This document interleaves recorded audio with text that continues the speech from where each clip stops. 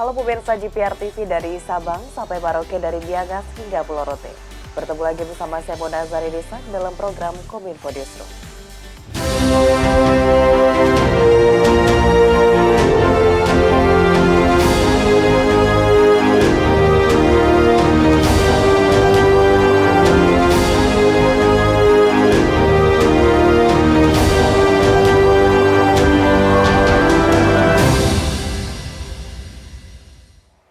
Pemirsa, kita ke informasi pertama. KPU RI menyatakan 3 bakal pasangan calon presiden dan wakil presiden untuk Pilpres 2024 lolos tes kesehatan. Kepala RSPAD Gatot Subroto Dr. Budi Sulistia telah menyerahkan hasil tes kesehatan seluruh bakal calon presiden dan cawapres untuk pemilu 2024. Telah melalui sidang pleno tim dokter dan tim ahli yang terlibat.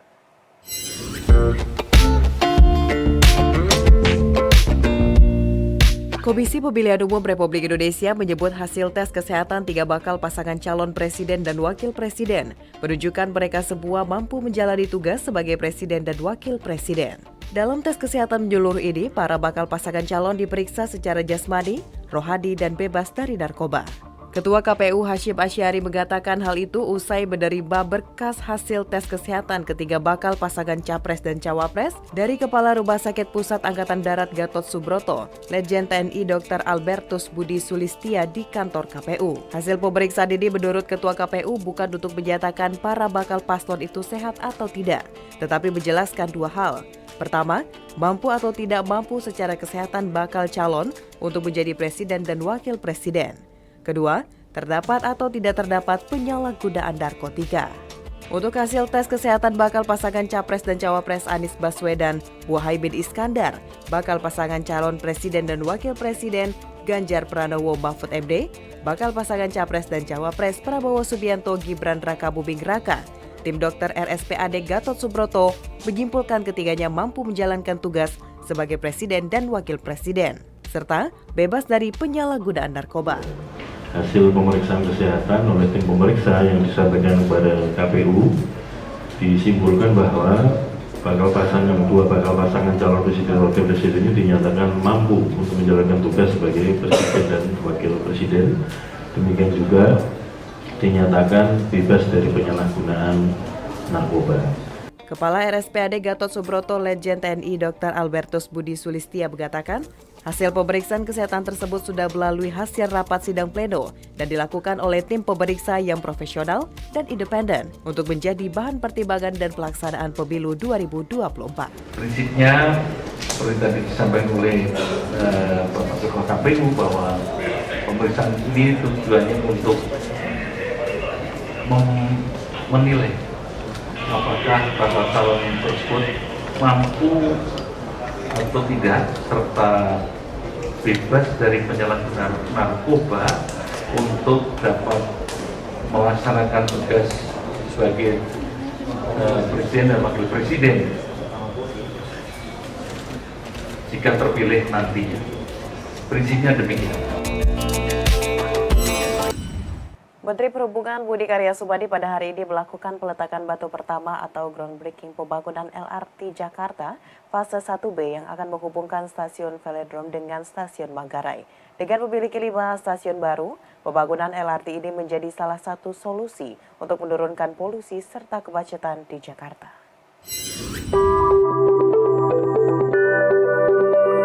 Menteri Perhubungan Budi Karya Sumadi mewakili Presiden Joko Widodo meletakkan batu pertama atau groundbreaking pembangunan lintas raya terpadu LRT Jakarta fase 1B rute Velodrome Manggarai Senin 30 Oktober 2023. Ia mengatakan sesuai amanat Presiden Joko Widodo bahwa tujuan pembangunan angkutan massal ini selain untuk menurunkan kemacetan juga mampu terintegrasi dengan moda transportasi lainnya seperti MRT, KRL hingga kereta cepat. Meskipun dilakukan secara bertahap, Menhub menekankan bahwa perlunya sinergi antar pemangku kepentingan, serta keseriusan pemerintah daerah untuk mendukung adanya angkutan massal utamanya di daerah DKI Jakarta. Oleh karena itu, Menhub pun meminta masyarakat dapat berpindah ke angkutan massal. Selain untuk mengurangi kemacetan, juga untuk menurunkan polusi udara. Kita juga melihat bahwa apa yang akan dilakukan nanti tentu menurunkan kemacetan, meningkatkan tenaga kerja dan ekonomi. Kami tadi berbincang bahwa dengan adanya ini nanti sampai ke Manggarai, maka integrasi daripada MRT, LRT, KRL, bahkan kereta cepat itu terintegrasi lebih baik. Lebih lanjut, Menhub Budi juga menjelaskan dalam rancangan anggaran pendapatan dan belanja daerah perubahan DKI Jakarta tahun anggaran 2023, PT Jakarta Propertindo atau Jakpro mendapatkan anggaran untuk pengerjaan proyek LRT Jakarta fase 1B rute Velodrome Manggarai sekitar 2,4 triliun rupiah. LRT Jakarta Trase Velodrome Manggarai nantinya akan memiliki 5 stasiun baru, yakni Stasiun Pemuda, Stasiun BPKP, Stasiun Pasar Pramuka, Stasiun Matraman, dan Stasiun Manggarai, dengan panjang trasenya mencapai 6,4 km. Sedangkan untuk LRT Jakarta Trase Pegangsaan 2 Velodrome memiliki 6 stasiun dengan panjang 5,2 km. Jika fase 1B Velodrome Manggarai telah dibangun, LRT Jakarta secara keseluruhan akan memiliki 11 stasiun di sepanjang rute 12,2 km. Pemirsa, sehari setelah peresmian Bandara Internasional Jawa Barat Kertajati di Majalengka resmi beroperasi penuh menggantikan Bandara Hussein Sastra Pengoperasian Bandara Kertajati secara penuh ditandai dengan penerbangan perdana maskapai AirAsia rute Kertajati Denpasar.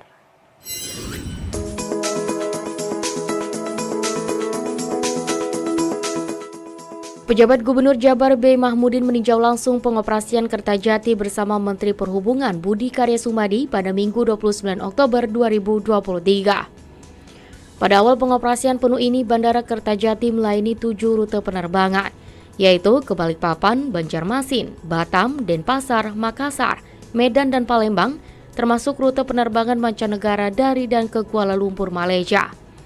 Selain AirAsia, maskapai Citylink dan Super Airjet juga melayani penerbangan di Kertajati.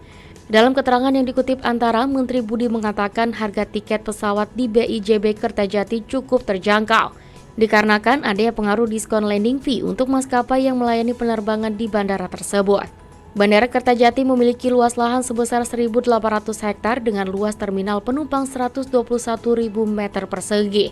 Bandara ini diproyeksikan dapat melayani sebanyak 5,6 hingga 12 juta penumpang per tahun hingga 2024 dan diproyeksikan mencapai 29,3 juta penumpang per tahun pada tahun 2032. Menhub menilai sudah seharusnya Jabar memiliki bandara besar seperti Kertajati mengingat populasi Jabar adalah terbesar se-Indonesia. Terutama, Bandara Kertajati juga sudah bisa menjadi embarkasi dan debarkasi haji dan umroh. Jabar sendiri merupakan penyumbang kuota haji dan umroh terbanyak di Indonesia. Ketua Umum Persatuan Sepak Bola Seluruh Indonesia Erick Thohir mengecek kesiapan Stadion Gelora Bung Tomo Surabaya jelang Piala Dunia U17 pada 10 November mendatang.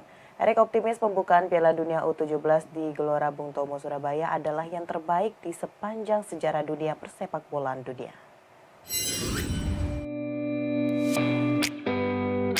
Ketua Umum PSSI Erick Thohir mengecek persiapan terakhir Stadion Gelora Bung Tomo Surabaya, Jawa Timur menjelang digelarnya Piala Dunia U17 2023. Menurut Erick, persiapan Stadion GBT Surabaya telah 100% siap menjadi tempat penyelenggaraan sekaligus pembukaan event berkelas internasional tersebut. Ia pun menargetkan bisa mempersembahkan pembukaan terbaik sepanjang sejarah digelarnya Piala Dunia U17. Adapun gelaran Piala Dunia U17 akan berlangsung pada 10 November hingga 2 Desember 2023. Pertandingan akan digelar di 4 kota yaitu di Jakarta, Solo, Bandung, dan Surabaya. Mudah-mudahan kita bisa menyajikan pembukaan terbaik sepanjang sejarah U17. Karena kalau Indonesia kalau bikin acara biasanya terbaik terus. Ya. Kemarin waktu Asian Games terbaik, ya. Kemarin ada Asian Summit bagus, ya. Sebagaimana diketahui, pembukaan Piala Dunia U17 akan dilaksanakan di Stadion Gelora Bung Tomo Surabaya pada 10 November 2023. Sementara itu untuk penutupan akan dijadwalkan di Stadion Manahan Solo pada 2 Desember 2023. Erick menyebut seluruh fasilitas lapangan dan pendukung di Stadion Gelora Bung Tomo dan venue lainnya telah diacungi 2 jempol oleh FIFA. Meskipun dinilai sudah baik, Erick meminta kepada seluruh yang terlibat di dalam event tersebut tidak jumawa. Pemirsa, usai jeda pariwara kami akan kembali dengan informasi lainnya. Tetaplah bersama Kominfo Newsroom.